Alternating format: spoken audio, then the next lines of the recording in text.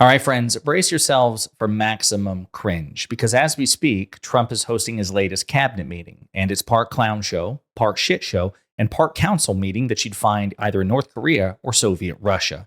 It's pretty bad. But before we unpack all that, if you end up liking this video and you want to support the channel, please be sure to hit the like, subscribe, and alert bells before you go. All right, friends, I've got several clips to show you. I want you to remember this entire time, these people run the country. These people are in charge. We're going to start with beleaguered shadow president who appears to be on his way out the door, Elon Musk, and he is perhaps the most cringe of all. Brace yourselves. Elon, I love the double hat, by the way. He's the only one that can do that. Get away with it. Well, Mr. President, they say I wear a lot of hats. It's true. Even my hat has a hat. Elon.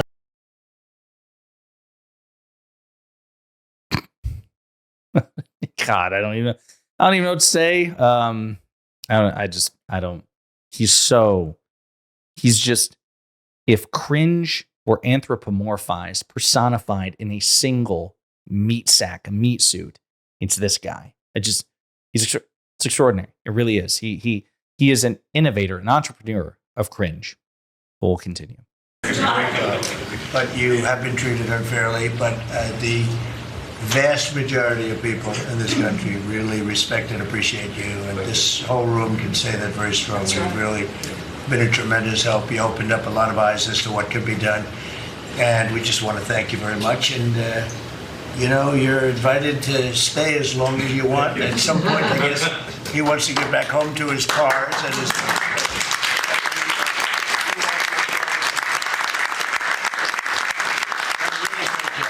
You've done an incredible job. $150 billion. Think of this. Yeah. It's 160 now. Yeah, 160. They said, "Oh, it could have been more." And a lot of stuff is being worked on. That number could be doubled and even tripled. A lot of things are being worked on that we don't count. His loser cultists are like, yeah, it could be like quadrupled is what that number could be. Now, of course, Trump is lying or is too stupid to understand the polling around Elon Musk. The fact of the matter is Musk is wildly unpopular. Nate Silver, formerly of 538, has been tracking this. He says, as we start the week, 38.3% of Americans have a favorable view of Elon Musk and 53.9% have an unfavorable view of him. This time last week, those numbers were 39.3 and 53% respectively. So his favorability rating is still decreasing, albeit more slowly than it did back in March. Of course, that's when he started to pull away from the limelight. So poll after poll after poll say the American people actually despise Elon Musk and think he's a moron. Also note that Trump was like, yeah, you're invited to stay on as long as you can, but I'm sure you want to go back to your cars.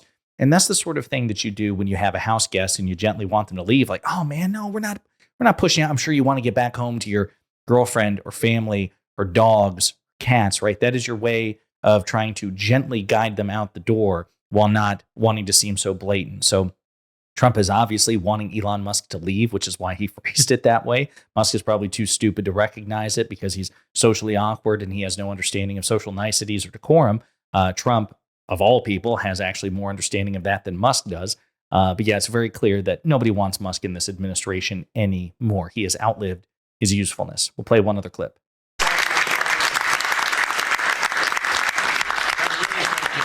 You've done an incredible job. $150 billion. Think of this. Yeah. It's 160 now. 160. They said, "Oh, it could have been more." And a lot of stuff is being worked on. That number could be doubled and even tripled. A lot of things are being worked on that we don't count yet because it's not quite there. But so again, with respect to Doge, remember that Musk initially promised a $2 trillion cut. Then he said $1 trillion. Then he said $500 billion. And now, even if you take his estimate at face value, it's a fraction of what he initially promised. And by the way, there's some compelling evidence to suggest that Doge will cost the American people as much, if not more, than they're purported to have cut. So Doge is an abject failure, which is why it's reflected that way in the polls. So Elon Musk's cringe notwithstanding, there's other cringe to talk about as well from the rest of a cringeworthy cabinet. Here we go. So much as I travel around, the attention on the Trump Gold Card, I mean, it makes me very popular. Last night, I was out to dinner, and someone came up and said, can I buy 10? And how do I buy 10? And I'm like, it's pretty was $50 million for dinner. So, I was paying for my dinner. So that's billionaire Howard Lutnick, Commerce Secretary, indicating that the Trump Gold Card, right, which is apparently like a new form of Visa. You want in the country, pay $10 million for the Trump Gold Card, and you can cut the line. Howard Lutnick, who is part of the most corrupt administration in the history of the United States, is suggesting that it's personally enriching him, and he's already a billionaire. Pretty cringe, pretty corrupt. Sadly, the media won't care, but we should talk about it. Here's another clip. They did old equipment in new equipment, and you can't hook in old equipment to new equipment because it's different. Some is satellite and some is ground. The satellite doesn't work. This man would know that better than anybody, but you can't hook up a satellite system to a ground wired system. And if you do, you're wasting a lot of money. They spent billions, this is Buttigieg, they spent billions and billions of dollars trying to patch a system together. They had hundreds of different contractors, and the contractors were all fighting with each other. We're going to have one great big... So that's Trump desperately trying to explain the transportation department. Ground satellite, you plug in, it doesn't work. Buttigieg. I will point out that under Secretary Buttigieg, there was no fatal commercial plane crash, unlike the Trump administration, which oversaw the first fatal commercial plane crash in 16 years, among others. As you may recall, during the beginning of the Trump administration, we covered that exhaustingly. But the Trump administration has been so wildly incompetent and corrupt, it's been hard to keep track of all that. So you may have forgotten the one transportation disaster after another under former Fox News host Sean Duffy, the transportation secretary under Trump. But wait, there's more. Michael, you have anything?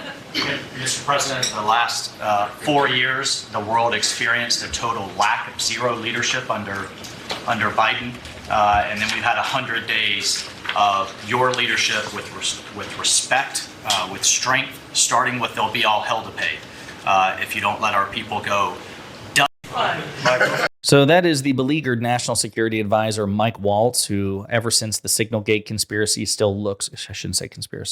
since the Signalgate scandal, because it was Mike Waltz who accidentally added Atlantic editor-in-chief Jeffrey Goldberg to an unauthorized chat on an unauthorized app with national security principles right before the Houthi strikes, or the strikes against the Houthis. And ever since then, Waltz has been walking on eggshells because his job was in serious jeopardy. And so now this guy who used to be considered a principled conservative Republican is now mutating into a Trump cultist, just stammering on the verge of a panic attack the entire time because he's terrified he'll be fired after fucking up so spectacularly. Oh, Donald Trump, you're so amazing and everyone loves you. No, they don't, and he's not. But now, J.D. Vance. And I think what it shows to me is that the president, and you sit in the Oval Office and you see these portraits of presidents past, and let's be honest, most of them have been placeholders. They've been people who have allowed their staff to sign executive orders with an auto pen instead of men of action. And the reason the media attacks this administration as chaotic is because the president is solving the problems the American people set about to solve. He's actually doing the things that he promised that he would do. And Then why is his polling in the toilet? Why does every poll have him underwater? Why is he losing on every major issue? Why is he hemorrhaging support from all but the most strident of his MAGA cultists? Well, the fact of the matter is Trump just objectively sucks as president.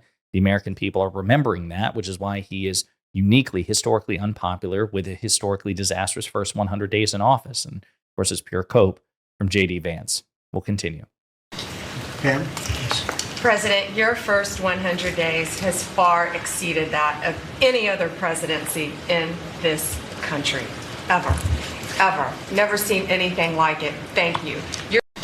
So that's the chief law enforcement officer of the country. That's the lady who took Merrick Garland's position, and these two are night and day. I had my criticisms of Merrick Garland. I felt that he was too feckless, too much of an institutionalist. But one criticism I did not have of Merrick Garland is that he wasn't a sufficient ass kisser. The fact of the matter is there has to be some degree of separation between the President of the United States and the Attorney General. There shouldn't be total separation. The Attorney General does work for the President. The President is their boss. I recognize that, and that's the case here. But this shit's gross. If Merrick Garland ever spoke to President Biden that way, I'd be like, whoa, listen. I think you're grading Trump on a curve, Merrick Garland. I think you're dragging your feet prosecuting him. I think you're too worried about, oh my God, we don't want to prosecute Trump because what if Republicans think we're politicized? They already do think you're politicized. There's no winning with them. But I also didn't want Merrick Garland to become a full-throated, like, Biden cult. Oh, Mr. President, you're just amazing and you're perfect and like you're the most talented lover I've ever like heard of. Like you're just so freaking amazing. Like that's really gross and dangerous too. Again, especially from an attorney general, and that's unfortunately what Pam Bondi is doing here. And it gets worse. 3,400 kilos of fentanyl since you've been your last 100 days, which saved, are you ready for this, media? 258 million lives. Kids are dying every day because they're taking this junk. So it's great that you're getting fentanyl off the street. It's always good to get fentanyl off the street, be it Trump or Biden. But there's a reason that even J.D. Vance, who's sitting beside her note, was just like, that number sounds really fucking stupid. This idea that you saved Donald Trump, like he's like Superman. He like single-handedly saved like 250 kabillion people. The number jumped, by the way, and I'm going to show you this. So what Pam Bondi is saying is, okay, because of the fentanyl that was picked up under Trump, 258 million. I'm not sure where she's getting that number from because, again, it's a moving target. But as reporters are pointing out, well, if fentanyl seizures equal saving lives, then surely Pam Bondi would happily say that President Biden saved a much higher number of lives since fentanyl seizures are actually down over the last 2 months. No, I obviously say that tongue in cheek. We all know the answer. So Biden, of course, interdicted and seized a record amount of fentanyl, much more than Trump. Of course, then Republicans were saying that's bad because that's proof that the borders are porous. They gave him no credit for it. But by Pam Bondi's logic, President Biden saved infinitely more people. And again, she posted about this actually yesterday before the cabinet meeting. And she says, today is Fentanyl Awareness Day. In Trump's first 100 days, we've seized over 22 million fentanyl-laced pills, saving over 119 million lives. There's no doubt lives were saved as a consequence of this, and that's good, right? It's good when a Republican does it and a Democratic administration does it. But the numbers are so funny. So people pointed this out. So if these pills hadn't been seized over the last 100 days, over a third of the United States would have died, right? Because think about that number. Others say, very impressed by Bondi's excellent work in saving so many lives. 119 million Americans who would otherwise be dead are alive today, thanks to her. At this rate, by the end of Trump's second term, Pam will have saved 1.737 billion American lives. Wow, that's about 5 times more Americans than exist today. She's getting lampooned over this stupid math. You need to say that again and slowly, saving over 119 million lives. That's like a third of the country, and a third of U.S. does not even do fentanyl. The math seems off. People are roasting her left, right, and center because, of course, she's so spectacularly stupid and she deserves to be made fun of because she's such a loser. Again, others as well. Wow, if not for Donald Trump, 1/3 of the U.S. population would have died in the last 100 days. Again, she's just getting roasted about this. Sorry, the math ain't mathing. And indeed, it's not, but that's where we are. So again, Pam Bondi's stupidity and her cultishness notwithstanding, there's also the creepy authoritarian factor of the Trump administration. Listen to this very carefully.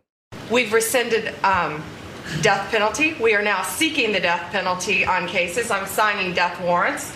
We are going after terrorism. We are going after arsonists. Whether you're burning Teslas, we've arrested 9 people so far in 7 jurisdictions. No negotiations, 20 years in prison.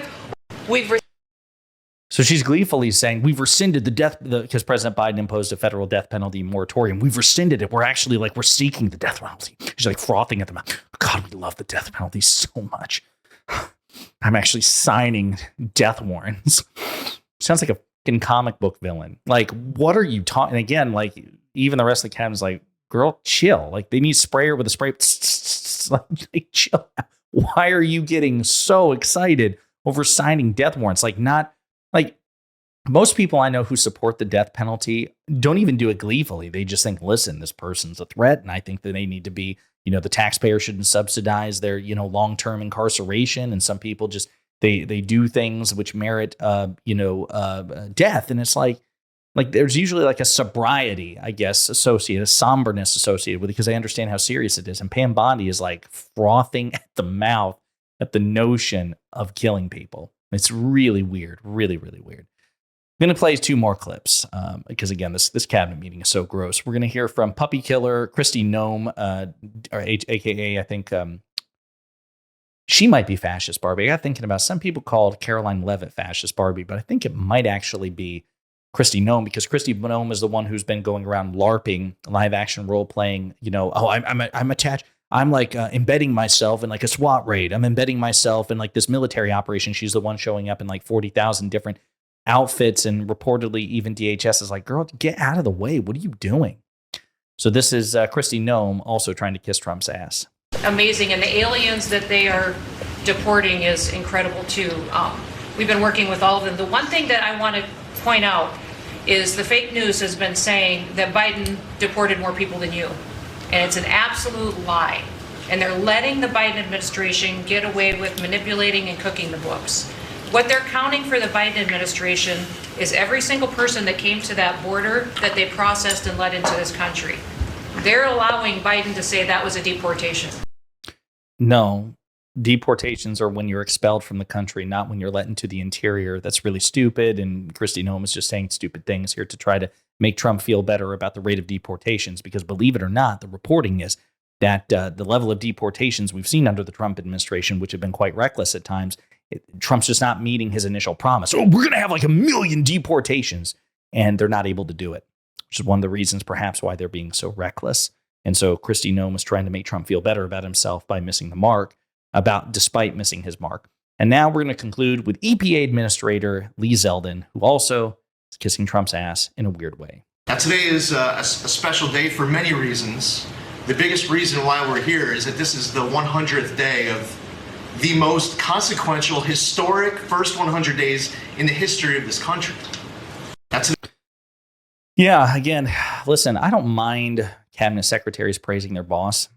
That happens, right? Like there's a level of leadership, right? You expect people of the same party to be somewhat deferential towards the sitting president of their own party. But this shit's weird and gross, and I hope the Democratic Party never gets to this point. And I don't think the Democratic Party ever would get to this point, because the Republican Party is an authoritarian cult of personality, replete with weirdos and psychopaths, and they have all the power. It's pretty scary. In the meantime, let me know what you think in the comments.